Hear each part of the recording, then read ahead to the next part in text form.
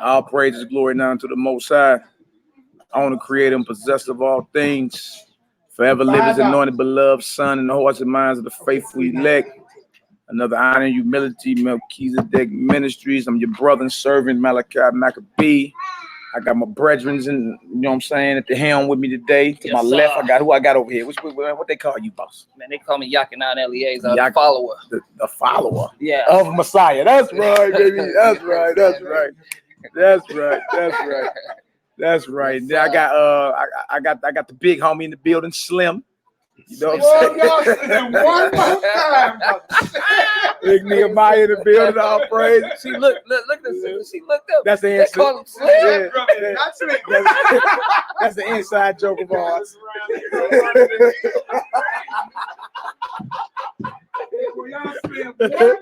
Oh man, you did. Hey, Joe, I think Judah finna come in, and then We ain't weird, y'all. big group Nehemiah. Then we got Judah the shooter finna pull on up. So all praise and glory. Now y'all give me a Yahoo in the chat if y'all can hear me. Give me a Yahoo. Give me a Yahoo. No, that's the inside joke of ours, man. He know what I'm talking about. And we don't mean no harm either. We don't mean no harm. I was born 200. We got an out-of-town family. We got a whole bunch of out-of-town family in the building. Out of family, man. Yahoo, Shabbat Shalom. Thank the Most High for blessing them on their journey. We got the family of my Aunt Joshua Triple J to be on the chat. Yahoo, my brother. Yahoo. Feel me? We got our sister Simply J in the building. You got coming up here today. Yahoo, all praises. We got Catch a Chat, sister Masoria, Savannah, Georgia. Hallelujah. Yeah, that's Catch a Chat right there. That's Catch a Chat. That's Young Ellie. Yeah. TT Noy Taby on the chat. Yahoo, all praises. You did. Garland Dixon be on the chat. All praises. Blessings, my brother. Bantamweight Dre in the building. All praises. Yeah. It's like Dre's second home. You always do it. Yeah. I called him last night. I said, "Where you at?" He said, "At the truck stop." And I'm like, "At Love's?"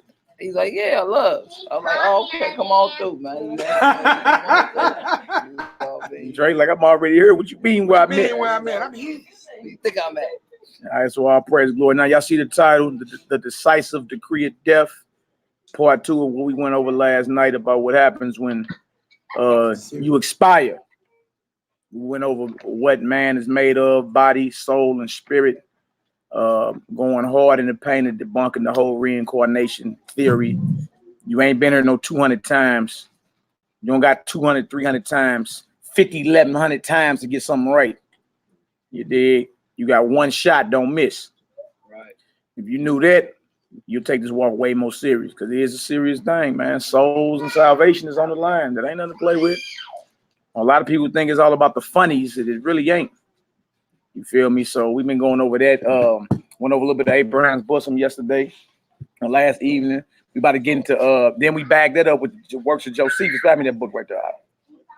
You know, he had a debate 2,000 years ago with some Greeks about what happened when you die. You feel me? It lined right up with Luke 16, the parable the Messiah gave about Abraham's bosom. Luke 16, starting at verse 19. He went into a little more detail about if you wicked, you get jumped by some hideous angels. You get drugged to the place of torment. And y'all, this ain't even the final judgment. This is just, in other words, everybody don't rest in peace. If you've been evil, it ain't no rest. OIH. They say that now, don't they, boy? Rest in heaven. Rest in heaven. They say rest in hell. Yeah. It ain't no, if you've been evil and wicked, there is no resting in peace for thou. You feel me? The only ones that's resting and waiting on the resurrection are those in Abraham's bosom. And that are those who have lived a righteous life. You understand? Commandment keeping in the faith of Messiah. That's your best bet. It make it into Abraham's bosom if you die before the Messiah returns. So we went into that as well, and then it showed what happened to the just and the unjust, and how there ain't no passing over. You feel me? It ain't no like, well, dang, that's my homeboy over there, man. That's, you know, dang. Hey, man, I want to talk him into coming over this way. No, once you give up that last breath, the judgment's set. You feel me? And then look, and that ain't even the kingdom of heaven. That's just the resting spot, the custody for souls until the resurrection comes. All right. Now either you've been righteous or you've been wicked. You see, knowing that that don't scare everybody into getting it right. Like, dang, you know what? That ain't no. You feel me? If you knew you had 200 shots or something, you wouldn't take your first shot serious. You wouldn't take that serious. You feel me? Some people teach you your great grandfather, or in y'all case, great grandmother. You know, you can come back every 3-4 generations. I mean, you can have the spirit of them on you, like, boy, you remind me of your granddaddy and all that. But that her soul is her soul. You feel me? Your soul is yours. We read in this Josephus also, there is no transmigration of souls. Every soul must be returned to its own body at the resurrection. You know what I'm saying? So, I mean, I hate to be the bearer of bad news, but no, you don't got 300 times to get this thing right. You feel me? So that means everybody need to be starting right now. You feel me? Trying their best. Give it away every fiber of your being to be righteous in everything you do, in your conversation and your actions, all of it. You understand? Because it's all coming into judgment. You dig? So we ain't get to go into everything yesterday. We're gonna finish it off today. We're gonna go more into it. We're gonna read out the what's that, the pseudepigrapha right there? Yes, sir. Fourth book of Ezra. The 4th book of Ezra, chapter 7, verse 70 through 140. 70 missing verses out of the end of 2nd Ezra, the 14th chapter in the Apocrypha. It's found in here. Old Testament pseudepigrapha, volume 1. All right, and then all I was gonna do was second witness what we read yesterday. You feel me? And that means everybody to make their call and their election sure. This is a serious thing, man. Nothing to play around with. Souls on the line. You got one shot, don't miss. It ain't like you can't do it. We choose to control ourselves in certain situations. We choose to. In certain situations, we act like our emotions is gonna be an excuse to the Most High for going off. That ain't true. No, that's like me saying I got angry and that's why I killed everybody because I just was so angry. The judge gonna be like, yep, life without parole. Next. Look what you made me do. The devil made me do it. Yeah, I hear you. Next. 40 years. You see, so men and women, don't allow your emotion to convince you that you got the right to go against the Most High. You got the right to do something you know you ain't supposed to be doing. Emotions don't hold up in court. If they don't hold up in man's court, what makes you think they're gonna hold up in the court of the Most High when it's judgment time? That's the truth. You feel me? It's just the honest to Yah truth. So hold yourself to that high standard. Or if you see somebody that you perceive to be above you in knowledge or whatever, now you see them doing something that is not that goes against the Most High's law. Yeah. You know, I mean, you can't fool yourself into believing, well, you know, they're more knowledgeable than me in the scriptures and stuff like that, and I done, know that this is not going. Well, I thought that was the police, man. Yeah. Hitman for Yah, bro. What you talking about? Come on with it. Shabbat Shalom, family. Shabbat Shalom. Y'all come on in. Shabbat Shalom. Come on in. Y'all know all the sisters sitting over that way. Y'all come on in. It's all good. Welcome. Blessings. Shabbat Shalom, y'all. Shabbat Shalom. Y'all come on up in here. Let's get her done. Good to see my brothers and sisters on this beautiful Shabbat. But finish your thought, brother. What you saying? But yeah, this in short, you know what I'm saying? If you see somebody else, doing something that that goes against the word of Yah, and you can see that they're above you, you can't fool yourself into following them. You know what I'm saying? That's basically it. That's the truth, man. That's the truth. You feel me? It gotta be the word of the Most High, nothing else. All right, word of the Most High, nothing else. All right, Nee, if you can share this across social media for me. Let me shout some of these people. I got the city, get it. Y'all good, my brother? Good to see that face, my brother. Yes, sir. Who y'all we got up in the chat? Andre Ingram, Shabbat Shalom, family. Shabbat Shalom. Ira Stevens from Texas. Shabbat Shalom, my sister. Well, you from up here, but I'm surprised we ain't seen you this. Hopefully we see you this holy day season. All right, Poppy Shoe, my sister from DC. Shabbat Shalom. Shabbat Shalom, Shalem. All right, Ezekiel the prophet, Shabbat Shalom, all praise. Eliyahu Gabor, Shabbat Shalom. What's the word? Judah Mack, what's the drill? All right, Shabbat Shalom, Shabbat Shalom. J.I. Free, my brother. Shabbat Shalom, Hebrew. Noite, TT Noah, you in the crowd. Shabbat Shalom, my sister. Amuna Ariella. Brent Blake, my dirty South brethren. Shabbat Shalom. Tasha Robinson, AJMC Henry. Y'all in the building today. All right. Queen Teens, Proverbs 31. Shabbat Shalom. Bina Bif Yahu Yahudah Yasrael. My sister with the longest name in Israel. Blessings to you, my sister. I ain't seen you in a minute. Good to see you in the house. Kilau Lam Kazdo, my sister. Blessings. All right, y'all. We got our family in town once again. This is a beautiful Shabbat on this so-called Friday, Saturday, tomorrow. We feasting, bringing in the Yom Teruah, the blowing of trumpets, the day of blasting. And the next day on Monday, we doing something out here in the community too. So, hey, we about to get it done. You feel me? Back to back to back to back. Work on top of work. I feel exuberating. Yes, sir. Yes, sir. Get it done in this day. Y'all, it's a Sabbath day. We got to be happy. You know what I'm saying? Any words before we pray on in, brother? Talk to me. Yo. All right. Yo. Okay. Yo. Man, where you going? Mike? What's going on? Oh, okay. Yeah, you see how you about scared this Hebrew? Right.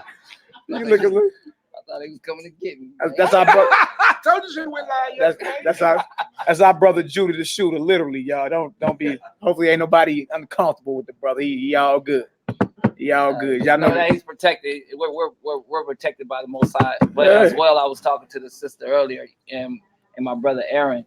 You know what I mean? We're not Christians to whereas we turn another cheek and stuff like that. We got show leggings, we got women's up in here. Oh yeah. We got my brothers up in here. Yeah. And since I've been out east or whatever or not, you know, I never had a pistol.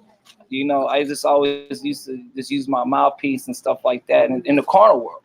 But then coming here, I seen that everybody, all my brothers had pistols, and I'm like, I felt like out of place. Yeah. And I realized, like, wait a minute, the reason why they do have pistols because they want to protect each other and they want to protect their family. So it's like, I got to do that. Yeah. We call it strapped to the gills around here. It's just what it is. So you know, if it go down, it's sisters, y'all just hit the deck, cover the children. It's gonna sound. We gonna make the news. It's gonna sound like Beirut, Lebanon around this day. But it is what it is, you know. Yeah, you know. What you thought? He thought that there was gonna be an angel right there at the front door. Hey, they gotta get past the doors. They get past the men. Yeah. Then before they get to the women. Hey, and on top of that, there is a heavenly host surrounding us. But our forefathers all walked around with swords as well. Yeah. You understand? So it's what it is. You know what I'm saying? You ain't called to be gullible in this walk now. Right. You know, we not free will targets now. They don't work like that. Well, like you said, they're free will targets. I'm just gonna let you just have your way with me. We got precious cargo up in there. That's right. We got precious cargo up in there, man. All right, you all good, bro? Yeah, I'm all right, hey y'all. So look, we about to pray on in. You dig? We about to remove the heavens and the earth. Put some seasoning on these prayers. Dry eyes. No, about to praise the Most High. So y'all know how we do. Jerusalem is that way toward the corner. All right. A special shout out to all the haters, jaw jackers, and naysayers. We love y'all too. May the Most High bless everyone that pray and support the ministry 1,000-fold. You feel me, y'all? All right. Go to the floor again. Ooh, yeah, it's all good. The plastic ain't got nothing. All right, y'all know how we do. We pray as this stipulated in the scripture. Scripture tells us to face the land that we were brought from. So being in the west, we face east. We are not Muslims praying toward Mecca, Muslims. You understand? We're not imposter Jewish folk praying toward a Wailing Wall. We are simply keeping the instructions found in the Holy Manuscript. Hallelujah. Hallelujah. You can find these instructions in Daniel the 6th chapter, 1 through 10. That's right, Shaw. Daniel the 6th chapter, 1 through 10, and also 1 Kings 8, verses 20 through 54. They always face the land that they were brought from.